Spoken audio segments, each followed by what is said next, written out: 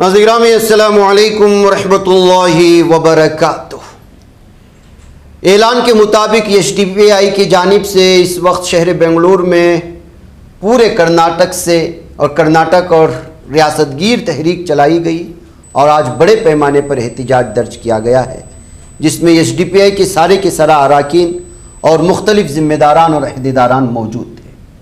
इस मौके पर जैसा कि उन्होंने ऐलान किया था कि उनके 5 मुतालबात जो है सरकार पूरा करे, जिसमें अहम तरीन मुतालबा जो है वो उर्दू टीचर्स को जो है पूरी तरह से इग्नोर करना और तमाम दीगर सरकारी वहदों के लिए जो है बुलाया गया है, नोटिस जारी की गई है जॉब्स के लिए वगैरह, लेकिन उर्दू टीचर्स को इग्नोर कर दिया गया है। और इसके अलावा भी बहुत सारे उनके मुतालबे थे जिसको लेकर के बड़े पैमाने पर आज एहतिजाज दर्ज किया गया SDPI की जानिब से और बड़े पैमाने पर पूरे रियासत भर से जो है लोगों ने इस एहतिजाज में शरीक होते हुए हुकूमत तक अपनी बात पहुंचाने की कोशिश की है। इस मौके पर कर्नाटक के साबिक CM धर्म सिंह के बेटे अजय सिंह जो मिनिस्टर भी हैं, उन्होंने जो है इस मौके पर यहाँ पहुँचे थे और उनके हाथों में ही ये मेमोरेंडम सौंपा गया है। आइए इसकी कुछ झलकियाँ और लीडरान ने क्या कुछ बयान दिया है, आप इसको सुनिए। हमारे सरकार में मैं बात करूंगा, हमारे माइनॉरिटी और वक्फ के जो मिनिस्टर है यूटी खादर सर, उनको भी मैं बात करूंगा असेंबली में, और हमारे माननीय मुख्यमंत्री DK शिवकुमार जी दिल्ली गए हैं, तो हम देखेंगे क्या कर सकते हैं।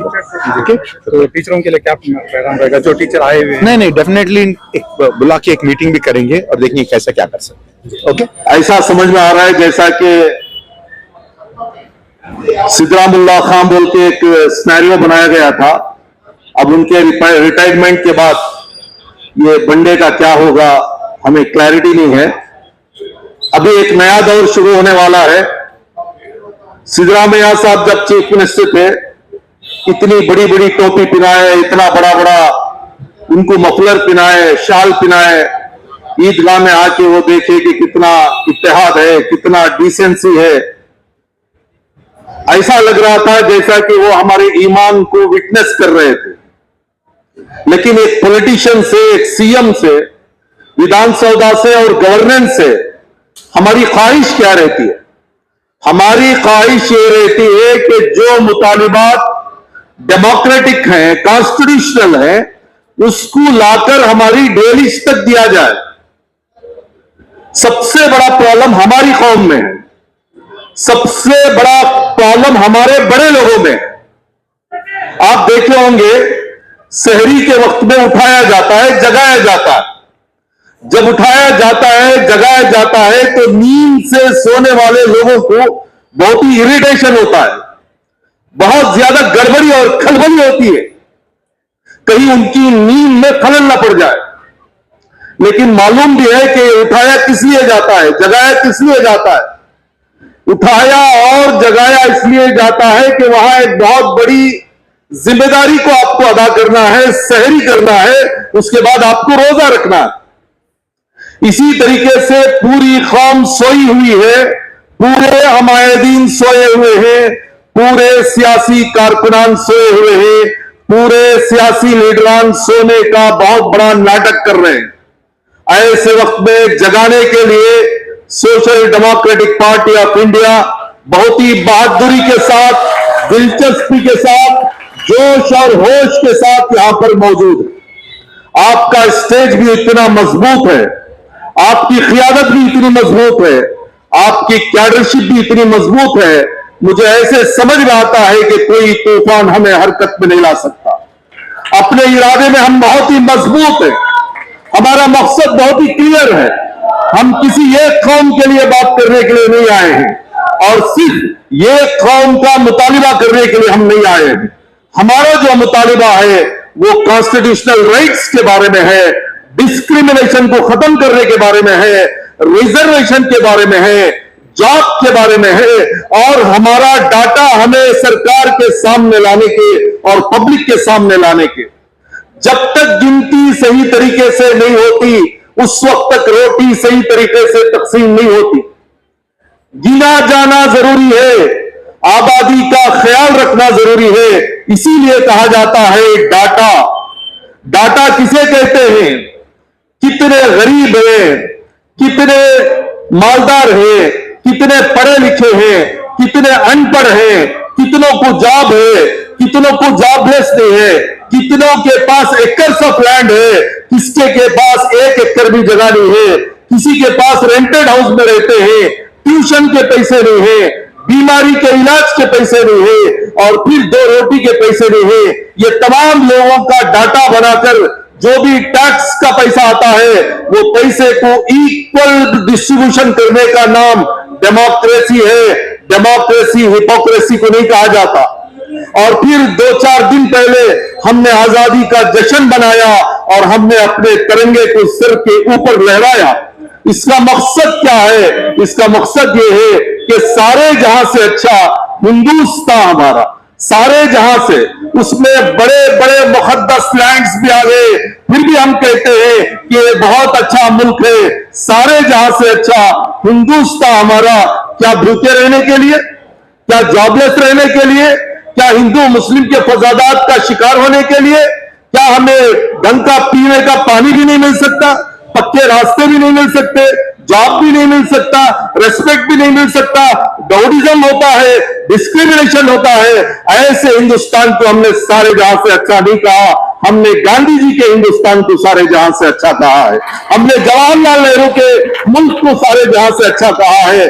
हमने जौहर अली साहब के, मौलाना जौहर अली के मुल्क को सारे जहां से अच्छा कहा। मौलाना अबुल कलाम आजाद के मुल्क को हमने सारे जहां से अच्छा कहा। खां बहादुर खां के मुल्क को हमने सारे जहां से अच्छा कहा है। ये हिंदुस्तान को फिर हम उसी हिंदुस्तान बनाना चाहते हैं। हमारा मकसद ये है कि तमाम को इत्मीनान के साथ यहां पर जिंदगी गुजारने के पूरे मौके मिले, यहां पर कोई डिस्क्रिमिनेशन ना हो, यहां औरतों की भी हुकूक अदा किए जाएं, यहां पर नौजवानों के हुकूक भी अदा किए जाएं, यहां पर उलमा और मदरसों के हुकूक भी अदा किए जाएं, यहां चर्च और मंदिर के हुकूक भी अदा किए जाएं। हिंदू मुस्लिम भाई का एक संगम हम यहां पर बना देना चाहते हैं। उसके लिए लड़ने की जरूरत है। लड़ने के लिए एक प्लेटफॉर्म की जरूरत है। प्लेटफॉर्म के लिए कॉन्स्टिट्यूशन और डिसिप्लिन की जरूरत है। कॉन्स्टिट्यूशन और डिसिप्लिन के लिए लीडरशिप की जरूरत है। लीडर्स के लिए कैडर्स की जरूरत है। कैडर्स के लिए एक झंडे की जरूरत है। एक झंडे के लिए एक एजेंडे की जरूरत है। उसी का नाम social democratic party of India. और हम ये जो फ्रीडम पार्क से निकला हुआ जो समन्वय है, ये हम यहां तक के जंतर मंतर को भी जाने के लिए हमारे लिए रास्ता आसान है, और बूथ लेवल की गलियों को जाने के लिए भी हमारा रास्ता आसान है। कैडर्स बूथ लेवल तक जाएंगे, लीडर्स जंतर मंतर तक जाएंगे, और हम ऐसा माहौल बनाएंगे कि हर एक के मुंह में हम जबान देंगे। जबान का मतलब चटपटी चीजें, मसालेदार चीजें चाटना और चाटना नहीं है। जबान का मतलब सवाल करना है। हक को हासिल करने के लिए स्लोगन्स मारना है। हक को हासिल करने के लिए यहां पर पॉलिटिकल डिस्क्रिमिनेशन के वक्त में खुल के बात करना। आपने देखा अमायदीन भी यहां पर बात कर रहे थे, हमारे उलमा इकराम भी बात कर रहे थे। जब ये बात करने पर आएंगे तो इस तरीके से बात करेंगे। जब खाने पीने के महफिलों के हवाले हो जाएंगे तो आपके जबान में आवाज नहीं रहेगी, आपके गले में हड्डी अटक जाएगी, कांटा अटक जाएगा। कौम के लिए आप बात नहीं करेंगे। आप खुलकर बात करने की जो बुज़दिली आप इख्तियार कर रहे हैं, इसीलिए तो आप जलील हो रहे हैं। आपको मेंबरों में भी इज्जत नहीं है, आपको मुक़द्दस मकामात में भी इज्जत नहीं है। कितने ऐसे मामलात हैं जिसमें आप अकाउंट्स के एतबार से क्वेश्चन के दायरे में, फाइनेंस के मामले में क्वेश्चन के दायरे में हैं। यहां पर आपको बोलने के लिए उलमा और अमायदीन बनाया गया, और बोलने की जगह आप बोलते नहीं है। रस्मी कार्रवाइयों के लिए अगर आप तैयार हुए हैं, आपका अमामा और जुब्बा आपको मुबारक है, लेकिन अगर वही अमामा, वही जुब्बा, वही आपका मुक़द्दस चेहरा कौम के लिए बोलता है, समाज के लिए बोलता है, हिंदुस्तान के लिए बोलता है, गरीबी के खिलाफ बोलता है, भूखमरी के खिलाफ बोलता है, जॉबलेस के खिलाफ बोलता है, रिजर्वेशन में जो डिस्क्रिमिनेशन हुआ है उसके बारे में अगर बोलता है, तो आपका मुक़द्दस पैर हमारे सरों पर है। लेकिन अगर आप बोलते नहीं है तो आपके हजारों लोगों को लेकर हम करेंगे तो क्या करेंगे? हमारे जैसे छोटे छोटे लोग छोटी छोटी पार्टी बना के, छोटे छोटे प्रोटेस्ट करके इतने मसाइल अगर हल करा ले रहे हैं, तो आप ही बताओ आइंदा दिनों में अगर आप सब मिलकर साथ देंगे तो कितने बड़े बड़े मसाइल हमारे हल होंगे। हिजाब का जब मामला था तो वो भी हल करने के लिए हमारी एक लंबी लड़ाई थी, जिसके बाद वो मामला हल खत्म हुआ। अभी 2B रिजर्वेशन का मामला है। 2B रिजर्वेशन के मामले को बहुत ही क्रोनोलॉजी बताकर, बहुत ही टफ बनाकर हमें ऐसा पेश किया जा रहा है कि वो तो सुप्रीम कोर्ट में है, वो तो हाई कोर्ट में है। हमारे बड़े बड़े एडवोकेट्स के साथ, लीगल एक्टिविस्ट के साथ जब हमने बात की तो उन्होंने बताया एक कैबिनेट मीटिंग सही तरीके से कौम की नीयत लेकर अगर बैठेगी तो एक कैबिनेट मीटिंग में 2B रिजर्वेशन का मसला हल हो सकता है, लेकिन इनकी नीयत नहीं है। मिनिस्टरों को मिनिस्ट्री मिल गई, चेयरमैन को चेयरमैन मिल गया, शोभा वालों को शोभा मिल गया, अब फिर अपनी अपनी बिलों को चले गए, तो फिर उनको बिलों से खींच को लाने की जिम्मेदारी सिर्फ social democratic party of India की है, और ये जिम्मेदारी हम पूरी करेंगे। आपको मालूम है 2B रिजर्वेशन सब जो है जेडीएस के देवेगौड़ा साहब ने दिया था। चूंकि वो देवेगौड़ा साहब दिए थे इसलिए कांग्रेस वालों को उसमें इंटरेस्ट नहीं है, और फिर हमारा मुतालिबा सिर्फ 4% का नहीं है, हमारा मुतालिबा 8% का है।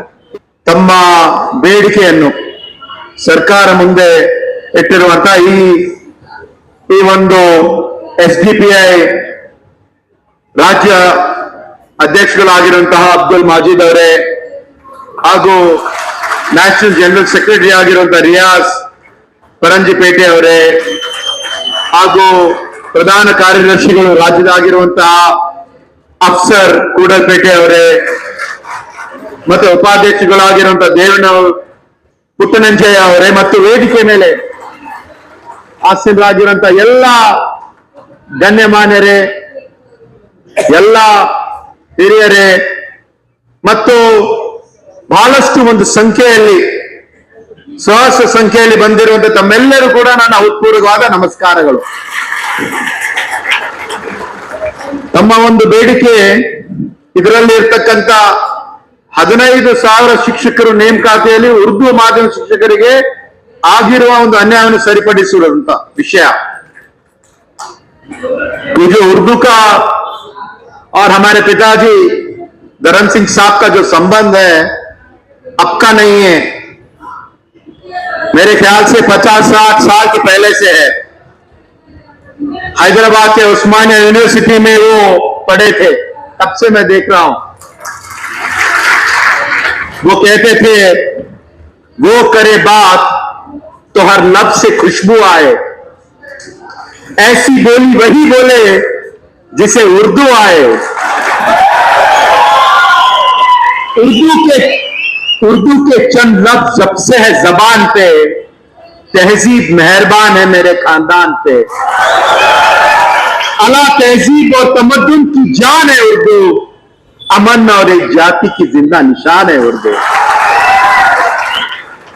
ಇವತ್ತು ನಾನು ನೂತನಾಗಿ ಸಚಿವನಾಗಿ ತಮ್ಮೆಲ್ಲರ ಹತ್ರ ನಾನು ಏನ್ ಬಂದಿದ್ದೇನೆ, ಸರ್ಕಾರ ಪರವಾಗಿ ನಾನು ಇವತ್ತಿನ ದಿವಸ ಇಲ್ಲಿ ಬಂದಿದ್ದೇನೆ ಅಂದ್ರೆ ಇಡೀ ಭಾರತ ದೇಶದಲ್ಲಿ ಯಾವುದಾದ್ರೆ ಒಂದು ಜಾತ್ಯತೀತ ಜನರ ಪರವಾಗಿ ಇರ್ತಕ್ಕಂಥ ಒಂದು ಸರ್ಕಾರ, ಒಂದು ಪಕ್ಷ ಇದೆ ಅಂದ್ರೆ ಅದು ನಮ್ಮ ಕಾಂಗ್ರೆಸ್ ಪಕ್ಷ ಅಂತ ನಾನು ಹೇಳಲು ಇಷ್ಟಪಡುತ್ತೇನೆ. ನಮ್ಮ ಸರ್ಕಾರ ಯಾವಾಗ್ಲೂ ತಮ್ಮ ಜೊತೆ ಇರ್ತಕ್ಕಂಥ ಒಂದು ಯಾವಾಗಲೂ ಕೂಡ ಸೆಕ್ಯುಲರ್ ಆಗಿ ನಾವು ನೋಡ್ತಾ ಇದ್ದೀವಿ.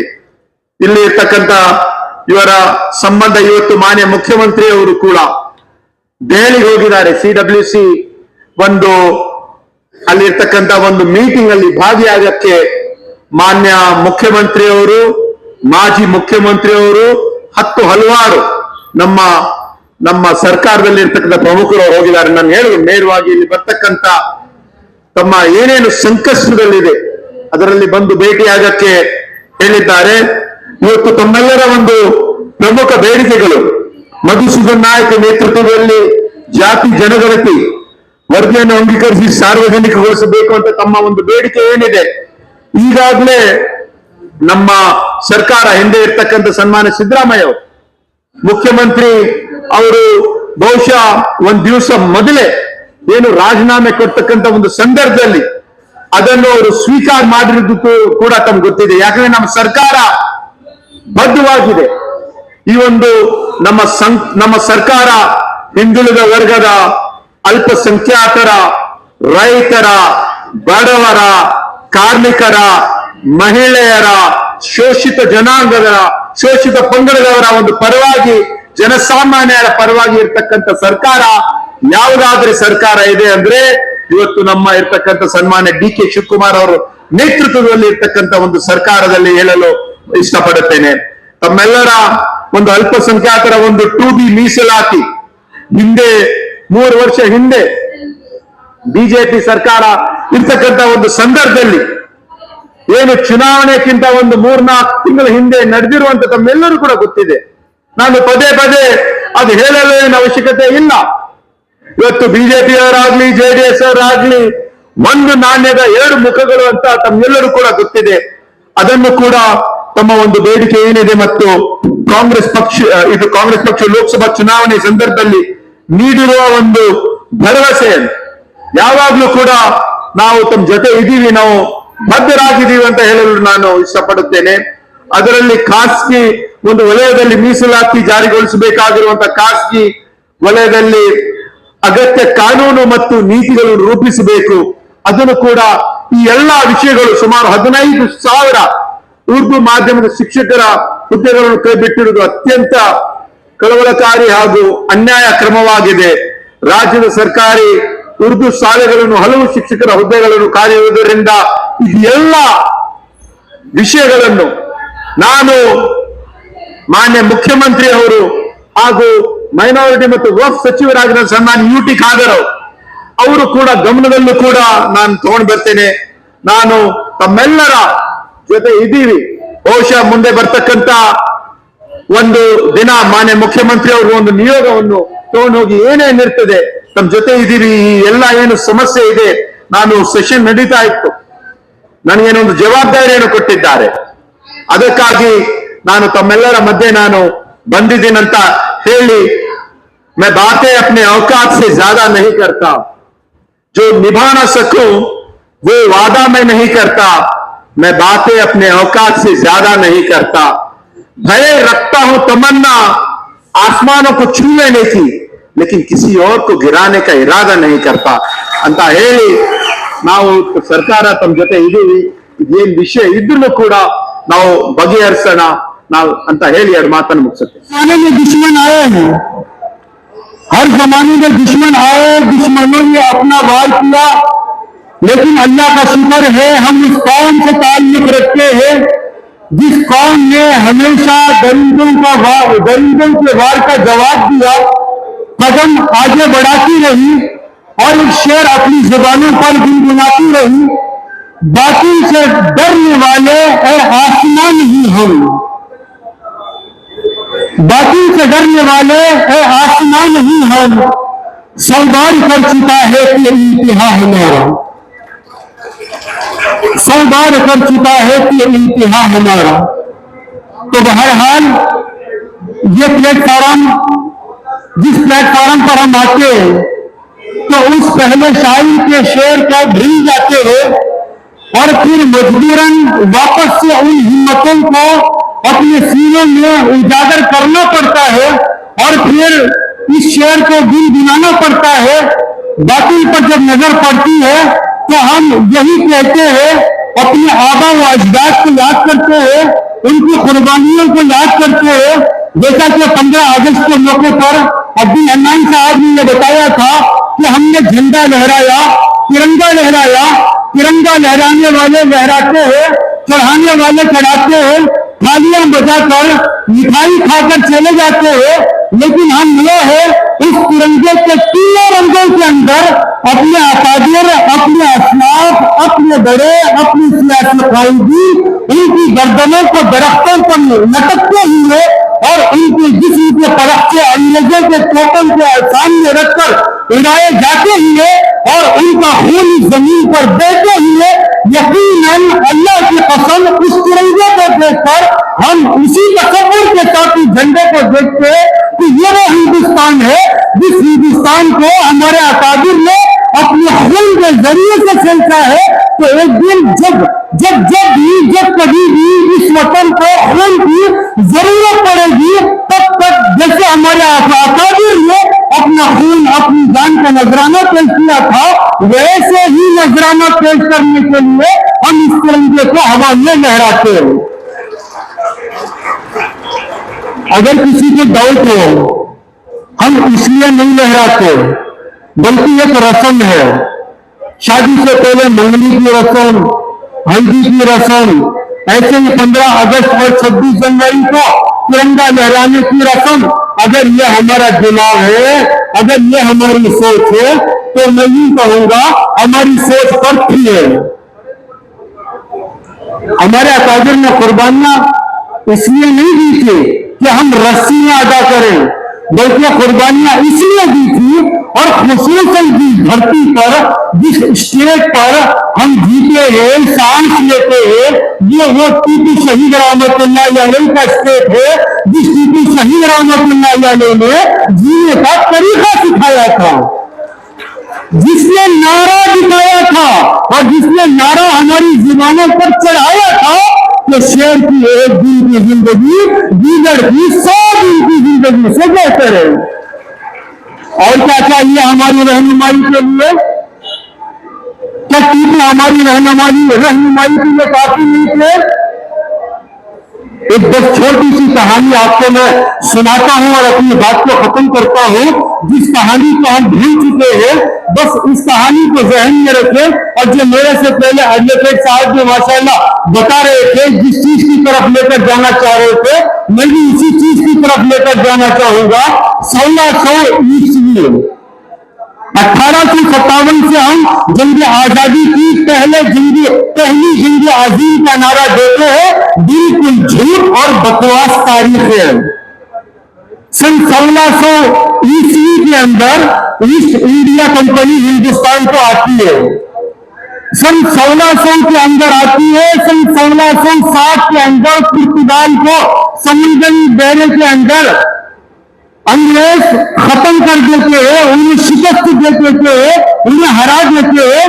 फिर वहां से जो उनका राज चलना शुरू होता है, तो उस वक्त में सबसे पहले हिंदुस्तानियों को समझाने वाले वो हजरत सैयद अहमद शहीद, जिन्हें मुजद्दिद अल-फिसानी रहमतुल्लाह अलैह कहते हैं, 1624 तक समझाते रहे और 1624 में इंतकाल कर गए। हम नहीं समझे, बल्कि उस वक्त में लोग नहीं समझे। 1624 के बाद हजरत शाह वलीउल्लाह मुहद्दिस देहलवी रहमतुल्लाह अलैह 1700 ईस्वी तक 1725 तक समझाते रहे। उस वक्त में लोग नहीं समझे, जैसे मैं और आप इस वक्त में नहीं समझ रहे हैं। फिर 1700 से 1799 तक हजरत शाह अब्दुल अजीज मुहद्दिस देहलवी रहमतुल्लाह अलैह समझाते रहे, लोग नहीं समझे, तो अंग्रेजों ने उन्हें जहर देकर मार दिया, खत्म कर दिया। उसके बाद हजरत शाह इस्माइल शहीद रहमतुल्लाह अलैह और हजरत सैयद अहमद शहीद रहमतुल्लाह अलैह, इन दोनों ने मिलकर पूरे हिंदुस्तान गली गली चप्पा चप्पा घूमे, लोगों को समझाया, लोग नहीं समझे। तारीख आगे बढ़ती गई। फिर इन लोगों के बाद जो दौर आया हजरत शेखुल हिंद रहमतुल्लाह अलैह का, हजरत शेखुल इस्लाम रहमतुल्लाह अलैह का, तो इन्हें ले जाकर सीधा माल्टा की जेलों के अंदर डाल दिया और उन्हें उनकी जिंदगी के आखिरी सांसों तक माल्टा की जेलों के अंदर रखा। ये तारीख आई।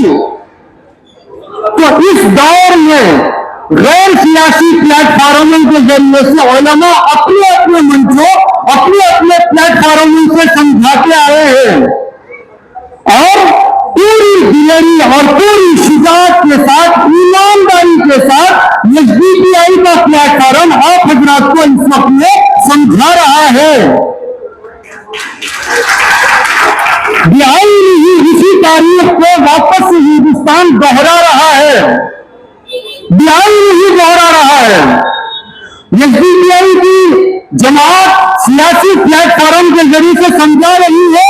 हम बात नहीं समझ रहे हैं जैसे शेखुल हिंद शेखुल इस्लाम के जमाने में उन कायदीन को जेलों के हवाले किया गया, इस एसडीपीआई के सियासी कायदीन को भी जेलों के हवाले किया गया। एसडीपीआई के कैडर्स को जेलों के हवाले किया गया। जेलों की सहुलतों को उनको झेलना पड़ा। यही सेम सिलसिला चलता रहा। जैसे वो लोग शुरू में नहीं समझे तो फिर उनकी नस्लों को भुगतना पड़ा। अंग्रेजों के तोपों के सामने खड़ा कर बम चला के किसी के परख से उड़के। मैं जरूर इस बात को कहना चाहूंगा, अगर कौम आज नहीं समझती तो हम अपनी नस्लों के फ्यूचर को बड़ा बना छोड़कर इस दुनिया से गुजरने वाले हैं। इतना कर्मनाक होगा कि हमारी नस्लें जैसे उस वक्त में अंग्रेजों की गुलामी में आकर दब चुके थे, ऐसे ही हमारी नस्लें भी इस वक्त की मौजूदा फैसिस्ट हुकूमतों के दबाव में दब कर अपनी जिंदगी गुजारने पर मजबूर होने वाली है। इसलिए दोस्तों इतनी बात की दरखास्त मैं जरूर करता हूं, लेकिन हाँ इतना मैं जरूर कहूंगा, जैसे बताया गया सेक्युलरिज्म के नाम पर वो मैं ये नहीं कहता, मैं किसी तबके के नाम लेने को नहीं शर्माता। वो सियासी अहबाब भी होंगे, वो बाज़ उलमा भी होंगे, बाज़ सबकी बात नहीं करता। सबकी बात करूं तो मेरा ईमान खत्म हो जाए, मैं सबकी बात नहीं करता। हमें बात करने के अंदर कभी अपनी जुबान को संभालना भी पड़ता है। बाज़ ऐसे मकरूह तरीन चेहरे इस वक्त में बेंगलुरु के अंदर है जो आते हैं और कहते हैं कि अगर कांग्रेस को वोट नहीं देंगे तो बीजेपी आ जाएगी। अगर बीजेपी आ जाने के खौफ से हम कांग्रेस को अगर हम वोट करते हैं तो कलीमा ला इलाहा इल्लल्लाह मुहम्मदुर रसूलुल्लाह के तकाजे के खिलाफ है। हम क्या कहते हैं? ला इलाहा इल्लल्लाह हमें नुकसान सिवाय अल्लाह के कोई नहीं पहुंचा सकता, हमें फायदा सिवाय अल्लाह के कोई नहीं पहुंचा सकता है। बीजेपी के अंदर दम जो अल्लाह के मंशा के खिलाफ जाकर हमें नुकसान पहुंचा दे, नहीं जो हमारी सोच वैसे फैसले। बस अपनी बात को खत्म करो। हदीस कुदसी है, वो बंदों के दिमाग के मुवाफिक हो। बंदा सोचता है कांग्रेस से ही होगा, अल्लाह कांग्रेस को आगे लाएंगे। बंदा सोचता है कि बीजेपी से ही होगा, अल्लाह इसी सोच के अंदर इसको रखेंगे। कांग्रेस भी जीते मारेगी, बीजेपी भी जीते मारेगी, ईमान के खिलाफ जिंदगी गुजरेगी, हर कोई जीते मारेगा। उसके अलावा हमारा जीते खाने का प्लेटफॉर्म होगा, उसके अलावा हमारा कोई प्लेटफॉर्म नहीं हो सकता। इसलिए दोस्तों अजीजों, हमने जो कलीमा पढ़ा है वो कलीमा नहीं सिखाता कि कांग्रेस आएगी तो हम बच जाएंगे। वो कलीमा हमें नहीं सिखाता बीजेपी आएगी तो हम मर जाएंगे। कलीमा यही सिखाता है कि इंसाफ के झंडे को लेकर चलने वालों के उस झंडे के साथ हो जाओ जो इंसाफ के रास्ते पर तुम्हें ले जाकर इंसाफ तक पहुंचाने वाले हैं। तो फिर मैं आखिर में यही अर्ज करना चाहूंगा, इंसाफ की आवाज इस दौर के अंदर खुले आम जेलों के धमकियों को धमकी न समझते हुए सियासी प्लेटफॉर्म के अंदर अगर कोई तंजीम आगे बढ़कर काम कर रही है तो वो एसडीपीआई है। इसका साथ दे, हमेशा साथ दे, साथ रहे, तारीख पलट कर दिखाएं। आपके इलाके के अंदर गली गली के अंदर काउंसलर आपका एसडीपीआई का होगा, आपका एमएलए एसडीपीआई का होगा, आपका एमपी एसडीपीआई का होगा। अगर अल्लाह ने चाहा तो इंशाल्लाह आपका पीएम भी एसडीपीआई का होगा। अल्लाह पाक ने ख्वाब हम सबको हमारे जीते जी हमारे आंखों से देखने की तौफीक नसीब फरमाए। कर्नाटका का असेंबली में भी जो सेशन चल लेकर है तो इसको मद्देनजर रखते हुए आज बेंगलुरु चलो नाम में कर्नाटका स्टेट कमेटी एसडीपीआई की जानिब से ये एहतजाज मुनक्किद किया गया। 5 मेन डिमांड हम लोग आज रखे हैं। तो उसमें नंबर 1 क्या है, मधुसूदन नायक जो रिपोर्ट है, कैश सेंसस बोलते हैं, ऑलरेडी जो 450 करोड़ खर्चा करके रिपोर्ट बनाया हुआ है। तो ये रिपोर्ट को सिद्धरामैया जो रिजिग्नेशन देने से पहले एक दिन पहले 27 मई को एक्सेप्ट भी किया, रिसीव किया। यानी इसको हुकूमत एक्सेप्ट करना है और आम करना है और इसका ऊपर डिबेट होना है और उसके बाद इसका जितने भी रिकमेंडेशन है इम्प्लीमेंट होना है। ये नंबर 1 है। नंबर 2, जो मुसलमानों का जो 2B रिजर्वेशन था, ये 2B रिजर्वेशन बीजेपी ने जो खारिज कर दिया था। तो ये कांग्रेस हुकूमत ने वादा किया था कि हम लोग हुकूमत में आए तो हम लोग उसी दिन इसको लागू करेंगे तो ये रेस्टोर करना है और 8% को 2B रिजर्वेशन को जो अपग्रेड करना है, ये हमारा दूसरी रिक्वेस्ट है। तीसरी रिक्वेस्ट, जो कांग्रेस पार्टी ने लोकसभा इलेक्शन से पहले जो न्याय पत्र जो मैनिफेस्टो दिया था, ये मैनिफेस्टो में एक वादा किया था इक्वल अपॉर्चुनिटी कमीशन बनाएंगे ऑल इंडिया लेवल में। हम मुतालबा करते हैं, अभी तो सेंट्रल में आपको हुकूमत नहीं है, कांग्रेस हुकूमत है कर्नाटक में, पहले कर्नाटक में आप इक्वल अपॉर्चुनिटी कमीशन लागू करो, ये हमारा तीसरा डिमांड है।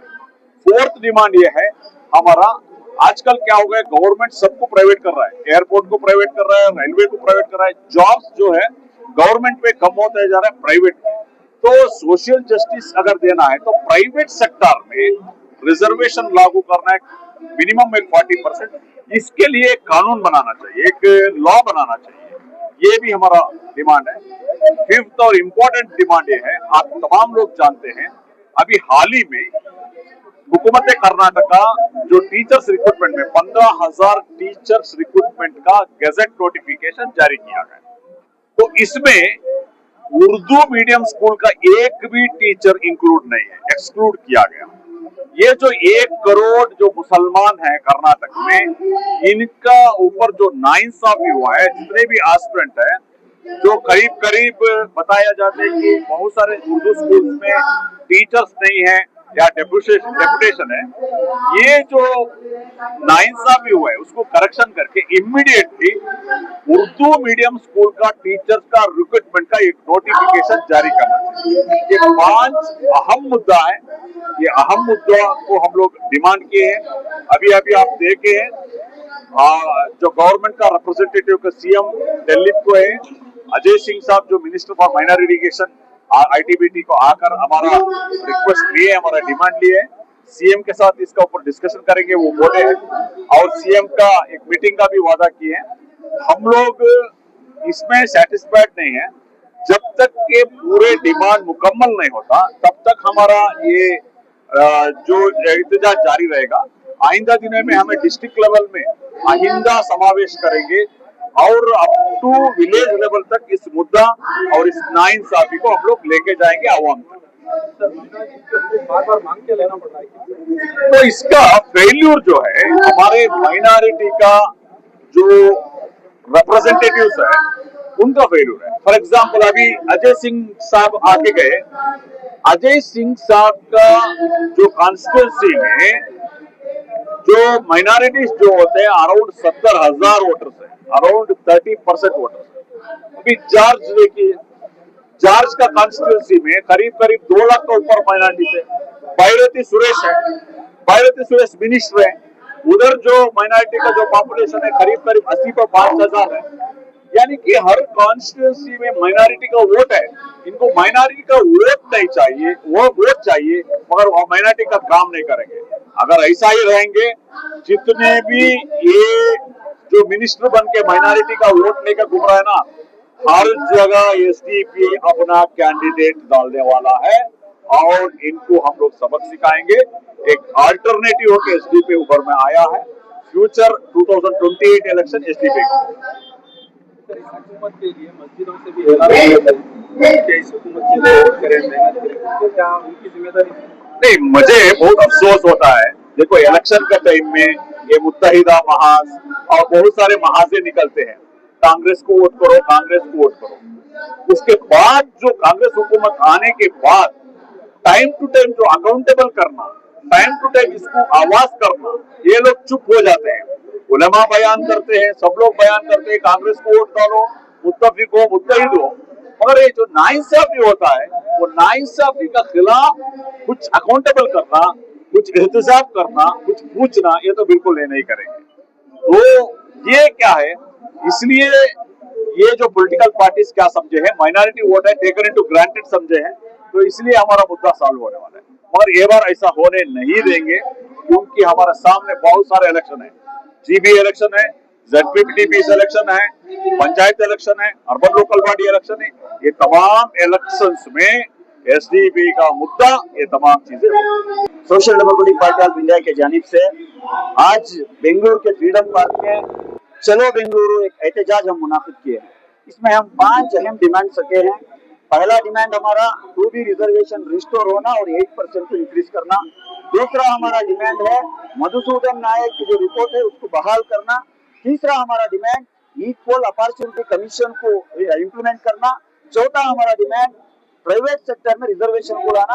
और 5वां बहुत ही अहम डिमांड 15,000 टीचर्स का जो रिक्रूटमेंट का नोटिफिकेशन जारी हुआ है, पहले मर्तबा इतिहास में उर्दू स्कूलों के ऊपर बहुत बड़ी नाइंसाफी हुई है, इसको री नोटिफिकेशन करना और उर्दू स्कूल में जो भी मैथ्स के टीचर्स, सोशल साइंस के टीचर्स, हिंदी के टीचर्स के वैकेंसीज हैं उसको भी भरपाया करना।